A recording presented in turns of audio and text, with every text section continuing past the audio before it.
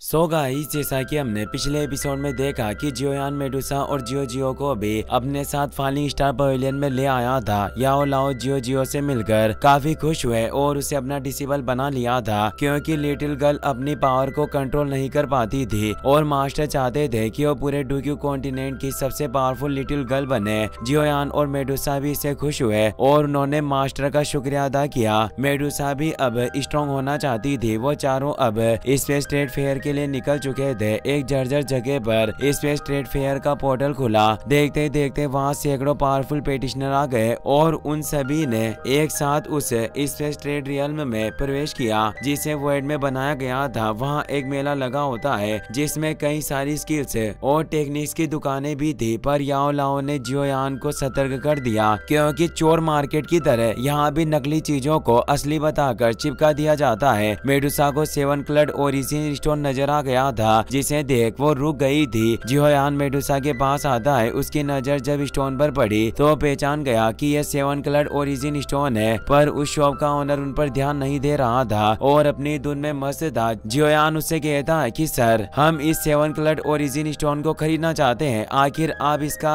किस तरह से ट्रेड करेंगे। वो आदमी उन्हें देखकर सोचता है कि इन्होंने जिस तरह के कपड़े पहने हुए हैं उसके हिसाब से ये बिल्कुल भी नॉर्मल नहीं लग रहे, इसलिए मुझे चालाकी से काम लेना होगा। पहले मैं इन्हें काफी हाई प्राइस बताऊंगा, फिर धीरे धीरे पता लगाऊंगा कि ये मुझे कितनी कीमत दे सकते हैं। और वो कॉन्फिडेंस के साथ कहता है कि इस ओरिजिन स्टोन के बदले तुम्हें 8वें लेवल की 2 मेडिसिनल पिल को देना होगा और उन दोनों पिल्स की क्वालिटी 3 कलर्ड पिल लाइटनिंग जितनी होनी चाहिए। आसपास मौजूद सभी लोग इसे चौंक जाते हैं और कहते हैं कि आदमी काफी ज्यादा लालची है और ये इन्हें लूटना चाहता है। हमेशा ये उन लोगों का फायदा उठाने की कोशिश करता है जो चीजों की असली वैल्यू नहीं जानते। पर जियोयान कहता है कि मुझे डील मंजूर है और वो एक बोतल निकालकर उसे दे देता है और उस 7 क्लड ओरिजिन स्टोन को ले लेता है। वो शॉपकीपर हैरान हुआ। उसे समझ नहीं आ रहा है कि आखिर इसने बिना किसी मोल भाव के इसे कैसे खरीद लिया। जियोयान उस 7 क्लड ओरिजिन स्टोन को मेडुसा के हाथों में सौंप देता है। मेडुसा इसके लिए जियोयान को थैंक्स कहती है। उस शॉपकीपर को शक हुआ कि कहीं ये मुझे नकली गोलियां देकर मेरे साथ प्रैंक तो नहीं कर रहा, और उस बोतल को खोलकर देखता है उसमें से काफी इंटेंस एनर्जी निकल रही थी, जिसे देख आसपास के लोग भी मोहित हो गए, क्योंकि ये वाकई टियर 8 क्लास की 2 पिल्स थी जो 3 क्लड पिल लाइटनिंग से गुजरी थी। सभी लोग कहते हैं कि इस लड़के ने तुरंत इन पिल को बिना बार्गेनिंग के दे दिया।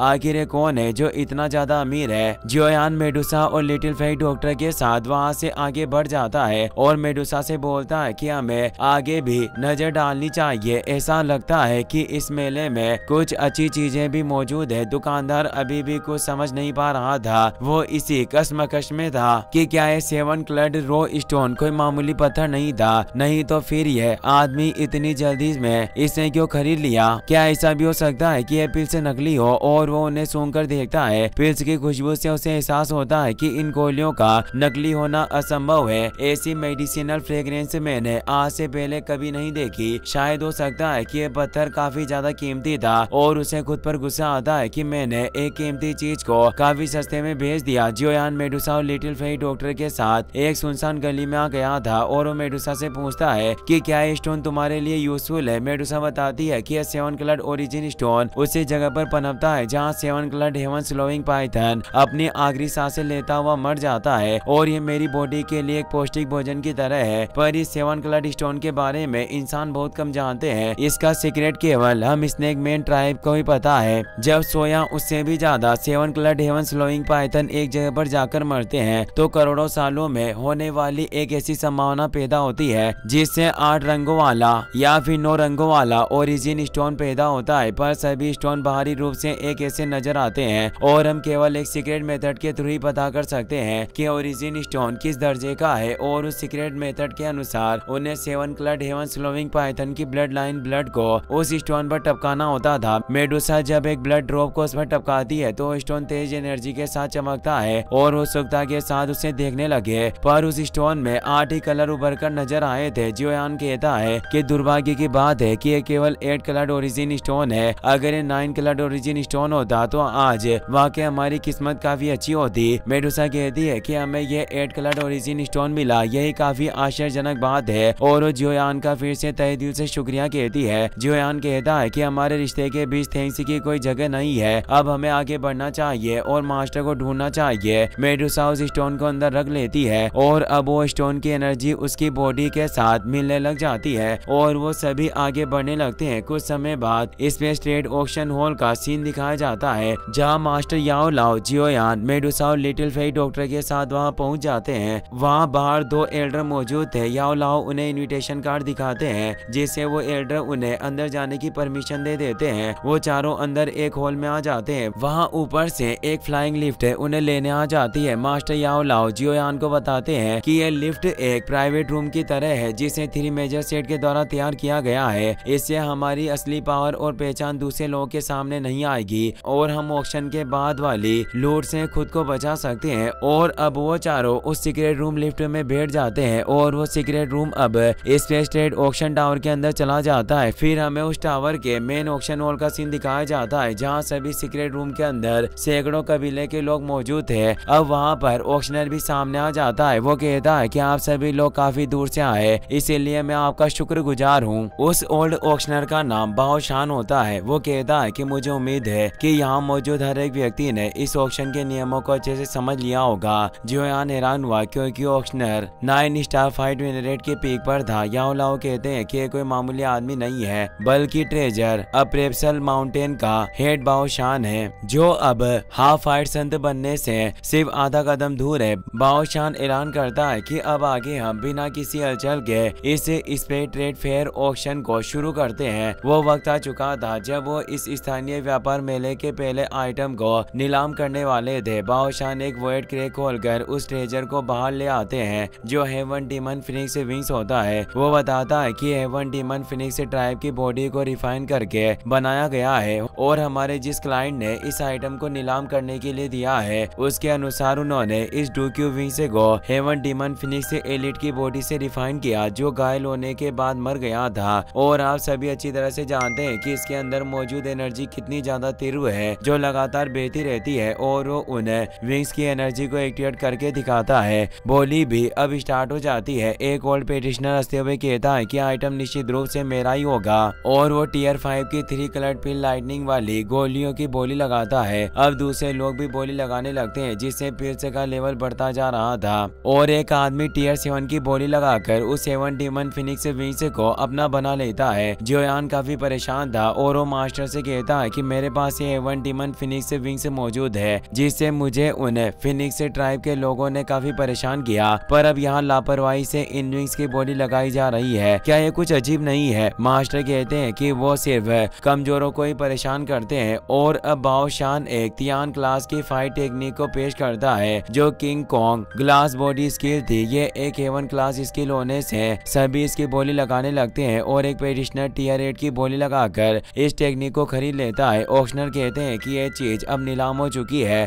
और अगली चीज एक हेवन अबेसल पॉइजन कोडेक्स है, जिसे पॉइजन सूत्रा स्क्रॉल नाम से भी जाना जाता है, जिसकी शुरुआती प्राइस इसके सामान की ही मेडिसिनल पिल्स होगी। लोग उसकी भी टीयर 8 पिल्स के साथ बोली लगाने लगते हैं। इस पॉइजन कोडेक्स को देखकर लिटिल फेई डॉक्टर हैरान हो गई। वो उसे लेना चाहती थी। जियोयान उसे व्याकुल देखकर समझ गया कि लिटिल फेई डॉक्टर इस कोडेक्स के जरिए अपने पावर को बढ़ा सकती है, इसीलिए वो कहता है कि मैं पॉइजन सूत्रा स्क्रॉल के लिए 2 5 कलर्ड पिल लाइटनिंग वाली टीयर 8 पिल्स की बोली लगाता हूँ। सभी ये देखकर हैरान रह गए और वो लोग कह रहे थे कि पॉइजन सूत्रा निश्चित रूप से काफी रेयर है, पर ये इतनी हाई ग्रेड की पिल के लायक नहीं है। आखिर लड़का कौन होगा जो इतना अमीर है? जियोयान इससे थोड़ा परेशान होता है क्योंकि वो सोच रहा था कि मेरी इस बोली से 100 से ज्यादा लोगों की नजरें हमारे इस प्राइवेट चेंबर पर पड़ गई होगी और वो हमें ट्रैक करने की कोशिश करेंगे। पर अब वो पॉइजन स्क्रॉल की बीड जीत चुका था, जिससे ऑक्शनर उस स्क्रॉल को जियोयान के पास पहुंचा देता है। जियोयान उस स्क्रॉल को लेकर लिटिल फेई डॉक्टर को थमा देता है, जिससे वो खुश हो जाती है और वो जियोयान को थैंक्स कहती है। ऑक्शनर बोलते हैं कि इस समय तक इस स्पेस ग्रेड फेयर में सब कुछ बहुत ही रेयर चीजों की बोली लगाई गई है, पर अगला आइटम काफी खास होने वाला है, जिसके बारे में आप सभी ने जरूर सुना होगा, जो प्यूरिफाइंग डेमोनिक लोटस फ्लेम का एक टुकड़ा है और वो टुकड़े को सभी के आगे शो करते हैं। जियोयान ये देख चकित रह गया। फाइनली जिस चीज की उसे तलाश थी वो अब उसके सामने आ गई थी। एक एल्डर 6 कलर्ड पिल लाइटनिंग वाली 3 टीयर 8 पिल की बोली लगाता है। बोली आगे बढ़ने लगी। सभी जानते थे कि प्यूरिफाइंग डेमोनिक लोटस फ्लेम कितनी खास है। ये हेवनली फ्लेम रैंकिंग में तीसरे नंबर में थी, जिससे बोली 8 टियर 8 पिल तक पहुंच गई थी, जिसकी क्वालिटी 6 पिल लाइटिंग तक होती है। तभी एक पेटिशनर जो 2 लड़कियों के साथ वहाँ मौजूद था वो 5 टियर 8 की बोली लगाता है, जिसका ग्रेड 7 क्लड पिल लाइटनिंग के जितना था। 7 क्लड